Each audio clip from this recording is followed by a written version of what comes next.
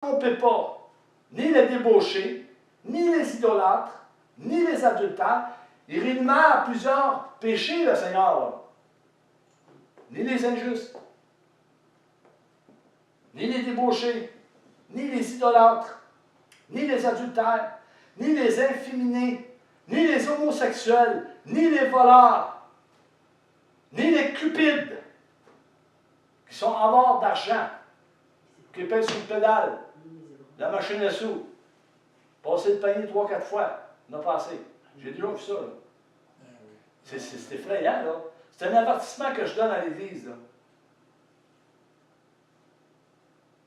Moi, comme serviteur de Dieu, là, je dois avertir. Qui c'est content, qui c'est pas content, ça ne plaît pas à tout le monde, ce message-là, c'est sûr. Hein. Ça ne sera pas bienvenu avec un plateau d'argent, là, puis un beau gâteau aux fruits. Hein. Servez-vous. Ni les voleurs, ni les cupides, ni les ivrognes, ni les outrageux. Alléluia. Ni les ravisseurs n'hériteront le royaume des cieux. Prenez garde que personne ne vous ravise la couronne de vie. Parce qu'il y a beaucoup des ravisseurs qui viennent pour voler. Prenez garde, qu'on prenne garde, qu'on ne puisse pas se faire voler notre ville. J'ai été volé. Merci Seigneur de m'accorder dans toutes ces choses. Alléluia. Gloire à toi. 1 Corinthiens 6, 11. Au verset 11, l'apôtre Paul dira aux frères et aux sœurs, et c'est là ce que vous étiez, quelques-uns d'entre vous. Il dit, c'est là que vous étiez autrefois d'entre vous. Vous étiez comme ça avant. Et là, tu as dit d'avoir accepté Seigneur Jésus, tu t'es fait baptiser, tu dis être né de nouveau, et tu pratiques ces péchés-là. Tu n'as jamais été sauvé. Tu n'as jamais été né de nouveau. Jamais. Comme Paul dit dans Éphésiens, vous étiez autrefois rebelles. Ouais. Jamais, jamais vous avez été sauvé, jamais vous avez été né de nouveau si vous pratiquez de tels péchés. Adultère, voler, etc., tout ce que je viens de énumérer. Vous n'avez jamais été sauvé. C'est les prédicateurs. Et y a-tu des copies au milieu de l'Église? Ouais. Il y en a des copies au milieu de l'Église. C'est effrayant, comment les gens... Des chiens, des ouvriers d'iniquité. Ouais. Comme les prophètes disaient, vous êtes des chiens, des ouvriers d'iniquité. Ésaïe, Jérémie, vous vous pèterez vous-même. Vous êtes replets. Vous êtes engraissés sur le dos des brebis. Vous ne pensez pas la plaie de mon peuple. Je le dis, je paraphrase, là, je ne dis pas exactement ce qu'il dit, mais c'est ce qu'il dit. Alléluia. Paul est en train de dire, si le frère ou la sœur retombait dans les mêmes péchés d'autrefois, c'est bien, c'est-à-dire leur ancien mode de vie, et n'hériteront point du salut éternel. Jamais. Il n'y a pas de repentance. Savez-vous pourquoi? Parce que probablement qu'ils ont goûté même aux choses de Dieu, parce qu'ils ont entendu, ils étaient là. Ils ont goûté au Saint-Esprit, ils ont vu les œuvres du Saint-Esprit. Ils ont goûté à tout ça. C'est écrit dans l'Hébreu, ça. Puis il y en a plusieurs qui vont rejeter ça. Là. Il y a plusieurs qui vont rejeter ça, cette parole-là. Ils n'ont jamais été sauvés. S'ils retournent dans leur péché, s'ils pratiquent ce qu'ils pratiquaient avant, ils n'ont jamais été sauvés parce que la nouvelle naissance ne retourne pas là. C'est impossible. C'est impossible qu'ils retournent dans leur... Ils peuvent tomber. Ils peuvent tomber. Il y en a qui peuvent tomber, sincèrement. Ils peuvent tomber dans des choses, mais ils reviennent. Mais ceux-là, Ils ne tombent pas une fois par jour. Là. ils ne pratiquent pas. Ceux-là, ils pratiquent le péché. Ouais, Constamment. Ils pratiquent, puis ils pratiquent, puis ils pratiquent. L'adultère. Comment j'en entends des hommes qui sont adultères, des femmes adultères, c'est incroyable. Ils n'ont autant dans le séculier, qu'ils n'ont autant dans l'Église que dans le séculier. 50%. 50%, c'est peut-être plus. Là. Ils ont rentré le séculier dans l'Église. Pourquoi? Pour la cupidité, avoir d'argent. Ils ont sauté par-dessus les ordonnances de Dieu pour avoir des gens, pour les garder, en apportant des beaux messages, puis pour les dîmes et les offrandes, Je suis ça. pour être nourris sur le dos des brebis. Amen. Il y a un prophète qui en parle, je ne sais pas si c'est Isaïe ou oui. c'est Isaïe qui en parle. Oui. Isaïe en parle. Vous prêchez pour un salaire. Le prophète, il avertit pour un gain sortir et toutes ces choses-là. Dieu n'a pas changé. C'est la même chose aujourd'hui. C'est incroyable. C'est incroyable quand on pense à ça. Qui est l'auteur de ce verset? L'apôtre Paul est l'auteur de ses écrits. Ici, nous parlons du ministère de l'apôtre Paul, Paul des païens. À qui s'adresse ce verset? C'est le verset qu'on vient de voir là, dans 1 Corinthiens 7, 10, 11, Matthieu, non, pas Matthieu, 7, 11, 1 Corinthiens 7, 11, 7, 10, 11. Ce verset s'adresse à qui? À nous. À ceux qui croient, C'est ça. Amen.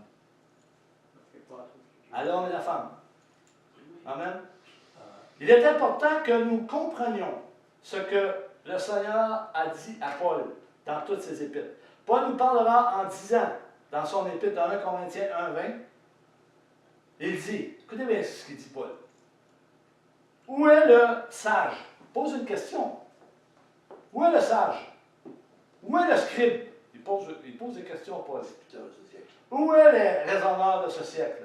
Les philosophes. Dieu n'a-t-il pas convaincu de folie la sagesse du monde? 21. Car puisque le monde, avec sa sagesse, n'a point connu Dieu, il n'a plus à Dieu. Il n'a plus à Dieu. Dans sa sagesse, de sauver les croyants par la prédication, par la folie de la prédication. Il a cru, Dieu a cru bon de sauver les croyants par la folie de la prédication. Les croyants. Dieu, c'est le Dieu de tous les hommes, mais surtout des croyants, pour ceux qui croient. Quand Dieu appelle, il sait qui appelle.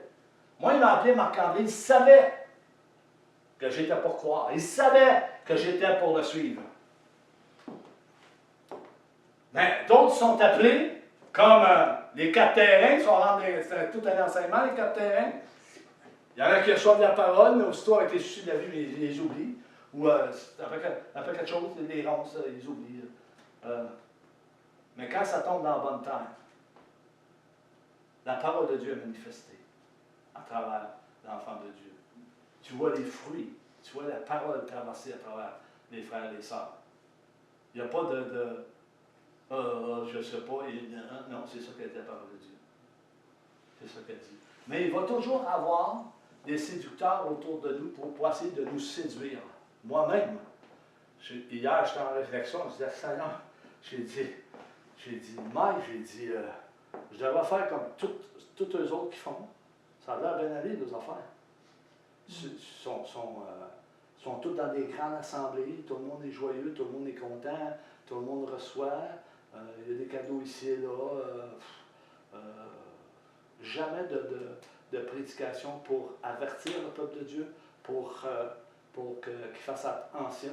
Les prophètes étaient là pour avertir le roi et le peuple de Dieu du danger de l'ennemi qui rôdait alentour du peuple de Dieu, puis alentour du roi. C'était sa mission. Ils n'ont pas aujourd'hui de ça, oubliez ça, ils n'ont pas, je vous le dis, ils n'ont pas aucun prophète dans cette direction-là. Aucun. Aucun.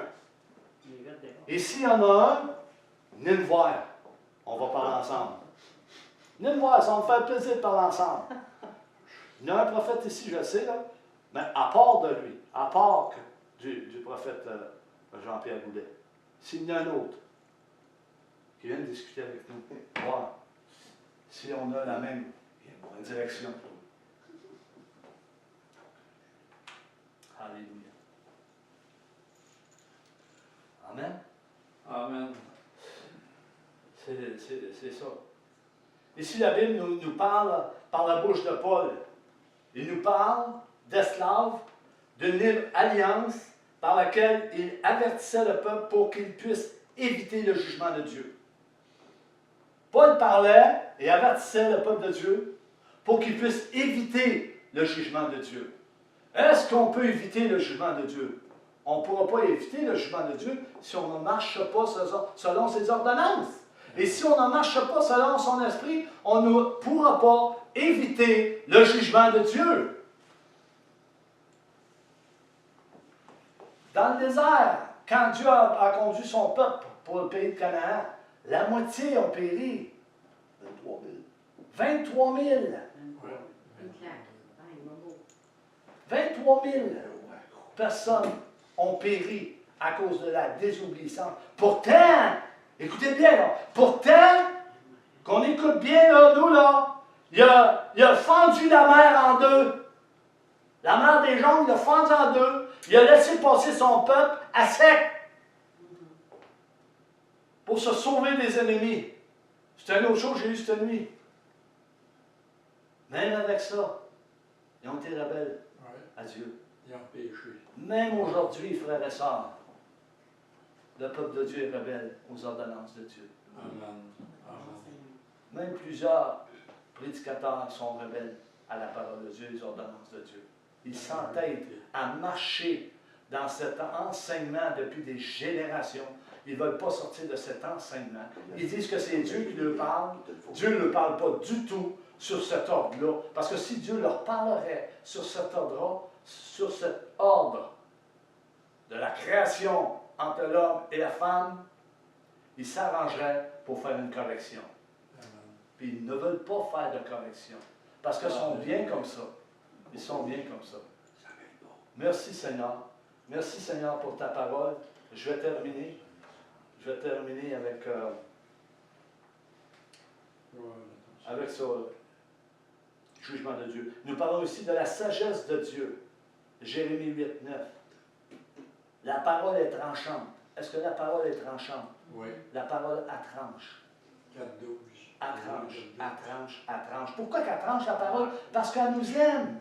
Parce que Dieu nous aime, pour ça qu'il va venir trancher entre la chair, les os, les moelles, et tout le cœur, la pensée et tout, vont venir trancher. Qui connaît mieux la pensée du cœur, si ce n'est que Dieu qui connaît? Amen. Pour ça qu'il intervient, c'est un épée à double tranchant. Il dit, hey, le prophète va dire ceci, la sagesse, les sages sont confondus. Ils sont consternés, ils sont pris. Voici, ils ont méprisé la parole de l'Éternel, et quelle sagesse ont-ils?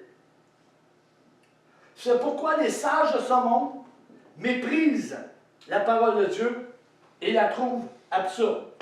On le voit dans Romains 1, 18, 23, pour ceux qui prennent des notes. Et si la plupart du peuple de Dieu méprise les dons et les autorités que Dieu a choisies, ils passeront par le jugement de Dieu. Ce n'est pas par la norme, ils vont passer par le jugement de Dieu. Amen. Amen. Amen, gloire à Dieu. On ferme sur ça. On va être rendu à la 4e partie. La semaine prochaine. Merci Seigneur pour ta parole. Merci pour ton esprit. Merci pour mes frères et sœurs qui ont participé à la prédication de la croix, l'enseignement, la révélation, peu importe. Merci Seigneur. Et que ton nom soit béni, que ton nom soit exalté. Amen. Que ton nom soit publié comme il doit être publié éternellement. Et Seigneur, je prie pour toutes les assemblées ici au Québec, au Canada, Seigneur, que ton esprit, le consolateur, le paraclétos, soit en fonction dans toutes les assemblées de Dieu pour ramener, Seigneur, mes frères et mes sœurs qui se sont égarés loin de la vérité. Dans le nom puissant de Jésus. Amen et Amen. Amen. Gloire à Dieu. Amen.